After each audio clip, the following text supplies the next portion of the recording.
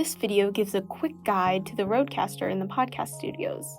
Power on, check if the micro SD card is inserted, and always format the card if prompted. Put on the headphones and adjust the microphone so you're speaking directly into it. Each microphone and headphone station is color-coded to help you match your mic and headphone to the knob and sliders. Tweak the headphone volumes using the knobs in the top right corner and set the microphone level using the sliders. To record, press the button in the upper left corner. It is red while recording, orange when paused, and green when stopped. To listen to a recording, tap Show on the home screen, open your recordings, and then select a file. Testing, 1, 2, 3. To incorporate sound effects, first choose a sound from the preset pages using the arrow keys.